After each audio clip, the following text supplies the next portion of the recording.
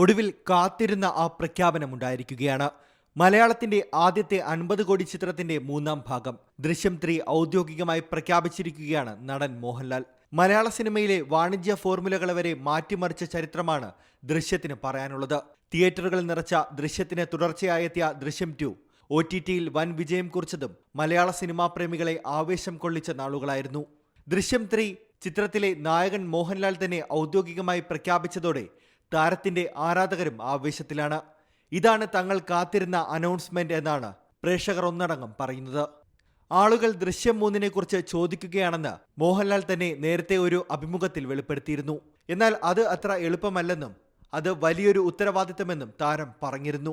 ഒരു ഹിറ്റ് ചിത്രത്തിന് തുടർച്ച എന്നത് ഭാരിച്ച ഉത്തരവാദിത്തമാണ്. അപ്പോഴാണ് 3ാം ഭാഗം അണിയറയിൽ ഒരുങ്ങുന്നത്. ജിത്തു ജോസഫ് സംവിധാനം ചെയ്ത ദൃശ്യത്തിൽ ജോർജ് കുട്ടിയായ മോഹൻലാലിന് പുറമെ Meena, Ansiba Hassan, Esther Anil, Asha Sarath, Irshad, Roshan Basheer, Shajon, Aneesh G Menon, Kunchan, Kozhikode Narayanan Nair, P Sreekumar, Shobha Mohan, Kalabhavan Rahman, Kalabhavan Haneef, Balaji Sharma, Sony G Solomon, Pradeep Chandran, Arun S, Antony Perumbavoor തുടങ്ങിയവർ വേഷമിട്ടിരുന്നു. 2ാം ഭാഗത്തിലും ഇവർ മിക്കവരും ഉണ്ടായിരുന്നു.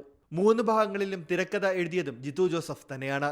ഏതായാലും ആരാധകരെ ആവേശം കൊള്ളിക്കുന്നതാണ് ദൃശ്യം 3 announcement. Entertainment desk, C Malayalam news.